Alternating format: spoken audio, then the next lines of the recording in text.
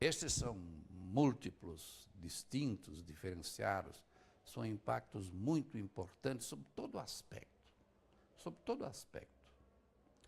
Por exemplo, o aspecto institucional, né? A Segunda Guerra levou o mundo a criar um quadro institucional de instituições, cada uma destinada a função específica, mas são grandes instituições que deveriam preencher funções globais importantes, para que se construísse uma ordem que garantisse a paz, né? A convivência, as boas relações, né? E a prosperidade, né? A reconstrução, a prosperidade. A mais importante de todas é a ONU, né? A ONU foi criada para manter a paz. Esta é a função, desde a origem, a função da ONU, a principal e quase única e exclusiva, a sua nobre função de manter a paz. Não queremos mais, né, um fenômeno dessa amplitude, dessa dimensão global, universal, mundial, como a Segunda Guerra Mundial. Então vamos criar uma instituição. Já havia se pensado nisso no fim da Primeira Guerra Mundial, quando se criou a Liga das Nações.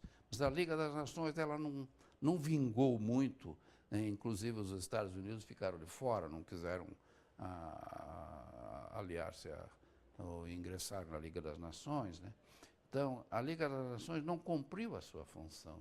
É uma instituição malograda. Ela também teria originalmente esse objetivo, né? Mas a ONU, sim, a ONU com seu Conselho de Segurança, onde estão as grandes potências estratégicas, com direito a veto sobre as resoluções importantes que dizem respeito à paz, né, a manutenção da paz, ou a uma operação militar, a uma guerra também, né? Então, a função da ONU é exatamente essa, né? Manter a paz, né, entre as nações. Mas aparecem um outro conjunto, né, de instituições, que são as chamadas instituições de Bretton Woods, né, que são as instituições destinadas a manter uma economia internacional em bom funcionamento, com regras para que todos se beneficiem do comércio internacional, de investimentos internacionais, né, de transferências de tecnologia, de expansão de empresas em dimensão global, e assim por diante. São as instituições como o GATT, né, o GATT, que é o predecessor da Organização Mundial do Comércio, o Fundo Monetário Internacional, para socorrer nações ou estados com dificuldades financeiras, né? Depois o Banco Mundial, teoricamente, para promover a própria reconstrução dos malefícios da guerra, né? O Banco Mundial, depois para promover o desenvolvimento, né? Financiar projetos de desenvolvimento.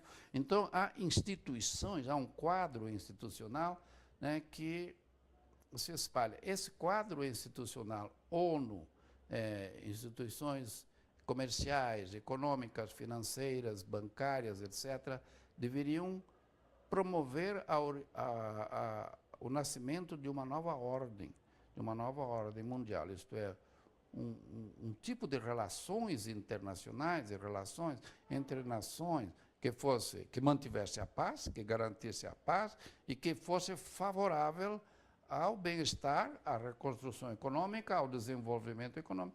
Teoricamente, esse arcabouço, né, esse arcabouço todo, ele é realmente precioso, né, porque na origem, a inteligência estratégica que concebeu esse sistema institucional, esse arcabouço institucional, está muito bem, né, muito bem pensado, né, para o mundo. Porém, o que acontece? Impactos da guerra. É interessante, porque há impactos diversificados, múltiplos e diversificados. Não é só esse aspecto institucional. O medo entre os vencedores, o medo um do outro. Esse medo divide, né? Os ocidentais terão medo dos soviéticos. Ambos são vencedores, né? Ambos são vencedores, né, têm medo dos soviéticos. A divisão ideológica exacerba, agrava esse medo e essa divisão entre os vencedores, né? As divisões ideológicas, né? Então, o mundo, ele se torna um mundo estranho, né? Quer dizer, aquela inteligência institucional, aquelas organizações institucionais, parece que terão dificuldades em cumprir as suas funções, né? E construir uma ordem, né, que seja capaz, né, de manter a paz, garantir a paz e o progresso, o desenvolvimento das nações.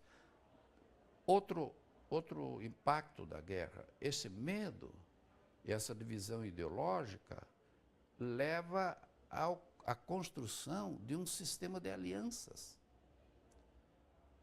Alianças, né? A OTAN, o Pacto de Varsóvia, que reúne as nações comunistas, né? A OTAN, que reúne as democracias ocidentais, as nações capitalistas, do capitalismo, né? O Japão fica de lado, pensando bem no que vai fazer, ainda não sabe bem, né? Fica de lado, porém, aparecem essas alianças militares. Essas são propriamente alianças militares, mas outras alianças não são necessariamente militares, como a Organização dos Estados Americanos, a OEA também, que aparece depois da Segunda Guerra. Na Ásia também nós temos, né, outras organizações internacionais, outras alianças. Quer dizer, o mundo, ele não resultou um mundo colaborativo, né, pacífico, como se esperava, ou como se esperaria da ONU, ou dessas instituições econômico-financeiras do sistema Bretton Woods, né? O mundo, ele constrói um sistema de alianças que, teoricamente, podem levar a competitividade, rivalidades, etc., entre nações ou entre grupos de nações, né? Resultado, essas alianças, esse medo, vão induzir uma nova corrida armamentista, um novo armamentismo, que é um armamentismo estratégico. Nós já estamos na era atômica, na era da bomba atômica. Agora é preciso desenvolver, por exemplo, a missilística, né, os veículos transportadores de bombas, que não é um simples avião, né, como até aí. Então, há uma corrida por uma capacitação estratégica militar de alto nível, e somente duas potências estão em condições de levar à frente isso, que são os Estados Unidos e a União Soviética, os Estados Unidos com seus fiéis aliados, né, a Grã-Bretanha, a França, né, que desenvolvem também no imediato pós-guerra, né, essa capacitação estratégica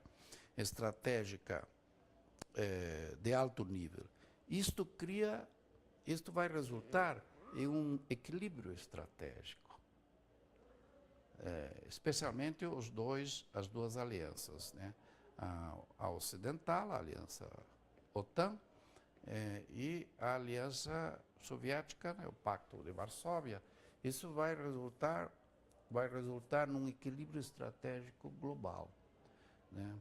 As nações têm praticamente o mesmo nível, a mesma capacidade, ou atingem a mesma capacidade destrutiva e a mesma capacidade de defesa, né? De defesa. Então nós temos um mundo um pouco impactos, né? Impactos um pouco difíceis, né? Complicados, complexos. E finalmente um outro impacto da guerra. Por causa dessa nova corrida armamentista, por causa de uma capacitação estratégica de alto nível desenvolvida por algumas nações e por causa desse equilíbrio estratégico, nós temos como um impacto da guerra, da Segunda Guerra, um mundo covarde. O mundo covarde. O que eu quero dizer com isso?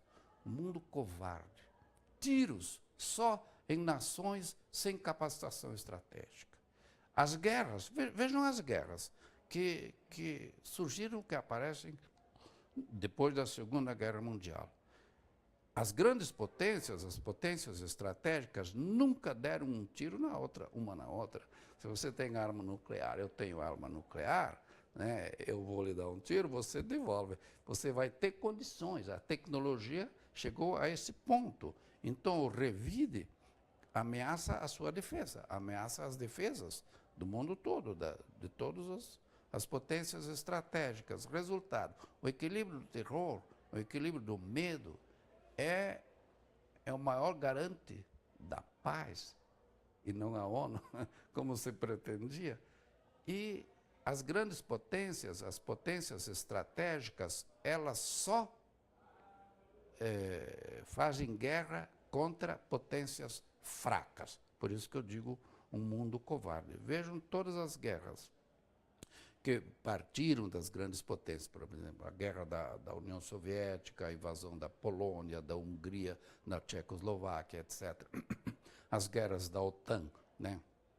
As guerras do Iraque, do Afeganistão, né? A última intervenção na Líbia e outras, né? Então, há um mundo covarde, quer dizer, nações que não podem reagir, essas são vítimas, né, da violência de nações avançadas do ponto de vista econômico e estratégico, militar, né, que zelam pelos seus interesses, que são sobretudo dois, interesses econômicos, né, a manutenção das suas vantagens econômicas e, por outro lado, interesses de segurança.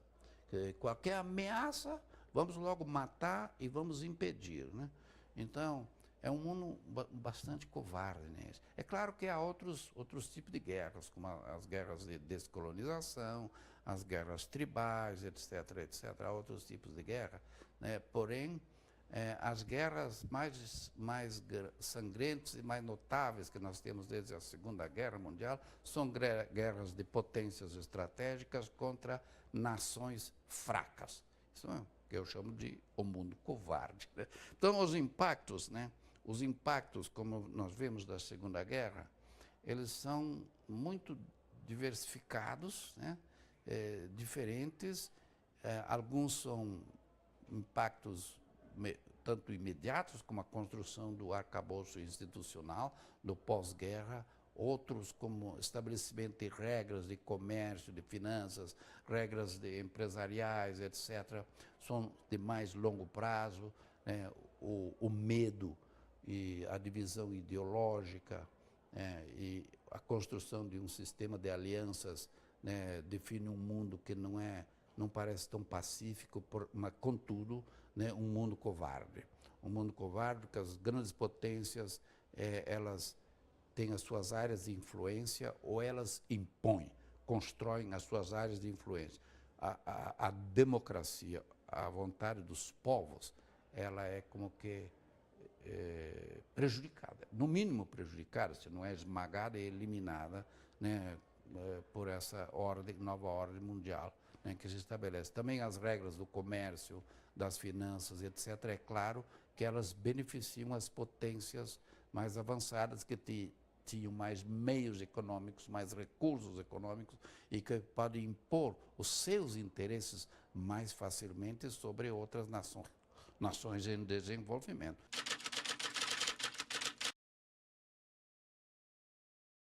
Bom, como eu dizia, alguns impactos da guerra são imediatos, outros de médio prazo, outros de longo prazo, como, por exemplo, o sistema de alianças, né? A OTAN ainda está aí, o Pacto de Varsóvia não mais, mas a OTAN ainda está aí, viva e ativa, né? Então, o mundo de hoje ainda tem a ver com isso, né? As intervenções da OTAN, por exemplo, né, sobre países do Oriente Médio, a última foi na Líbia, né? Elas são ainda determinantes de uma ordem que vem da Segunda Guerra Mundial, determinadas, né, por uma ordem que vem da Segunda Guerra Mundial, e que estabelece como o interesse fundamental, né, do Estado a segurança, né? É o chamado realismo. o interesse fundamental do Estado à segurança. Então, essas intervenções, elas se fazem em nome da segurança, né, da aliança, né, da Aliança Atlântica, e elas, claro, dizem respeito unicamente a esses interesses de segurança. O mundo se divide, hoje, né, o mundo de hoje traz muito do mundo da Segunda Guerra Mundial e, sobretudo, este intervencionismo, né? Esse intervencionismo, mecanismos de violência, sanções, intervenções militares, sanções, intervenções militares. Esses mecanismos de violência, eles vêm da Segunda Guerra Mundial e ainda vêm daquele medo, daquela divisão estratégica, daquele armamentismo estratégico, daquele medo, daquela divisão ideológica, né, e daquela construção de alianças, né, construção de alianças. Então, o mundo de hoje ainda está penetrado, né, pelos resquícios da Segunda Guerra Mundial. Os países emergentes que conseguiram elevar o seu desenvolvimento a um patamar mais avançado, eles se uniram, né? Eles se uniram. Por exemplo, o BRICS, né, os países emergentes mais dinâmicos e mais avançados, confronta a ordem internacional da Segunda Guerra, né, sob todo o aspecto. As instituições econômicas e comerciais deveriam distribuir melhor o poder entre os países e não deixar que todo o poder decisório permaneça nas grandes potências do imediato pós-guerra, né? Mas distribuir melhor esse poder. Esses países emergentes, eles têm outros objetivos, eles são mais pacifistas, eles não compõem uma aliança militar e estratégica, eles são mais pacifistas, eles assumiram, digamos, a bandeira, o ideal da igualdade entre as nações, que não havia na ordem do imediato pós-guerra, igualdade entre as nações, e até mesmo de igualdade dentro das nações, né? Superar as desigualdades, as injustiças, etc. O BRICS, né, esses quatro, sem dúvida, eles têm isso como meta, mas os países em desenvolvimento seguem mais ou menos esses líderes emergentes nessa perspectiva. É preciso que as nações alcancem uma igualdade entre si, né? E que a ordem internacional não fique só dependente ou só sob o comando das potências tradicionais, sobretudo das potências que ainda compõem a OTAN, né? Mas que ela se distribua, a ordem internacional, né? Que os regimes internacionais, né? As regras, as condutas internacionais, o comportamento das diplomacias e tudo mais, sirva, né, a todas as nações de forma mais igualitária e mais justa. Então, o mundo emergente realmente ele vê uma outra ordem, né? Então, sob esse aspecto, a Segunda Guerra não chega aqui, não chega ao presente, não. Quer dizer, há uma contestação da ordem que, teoricamente, era uma ordem extraordinária, né? De uma inteligência política extraordinária, mas que evoluiu em função das desigualdades entre as nações, da construção de capacitações estratégicas extraordinárias e da imposição de interesses e valores, né, valores e interesses de parte de algumas nações, como se fossem os valores e os interesses do mundo, de todas as nações. Não são, né? As relações internacionais são um domínio, né, de conflito de interesses. É preciso equacionar, achar um denominador comum, mas deixe todo mundo livre, todo o Estado livre, todo o governo livre, ele vai querer fazer prevalecer os seus interesses e os seus valores. Então você vê, por exemplo, os conflitos no Oriente Médio, os conflitos entre o mundo muçulmano, que foi tão castigado desde a Primeira Guerra Mundial, tão castigado que uma grande revolta e uma indignação contra o Ocidente e contra os seus valores resultou nesse cenário que nós temos hoje, que é um caos extraordinário, que é um caos completo, né, do ponto de vista das relações regionais e das relações internacionais.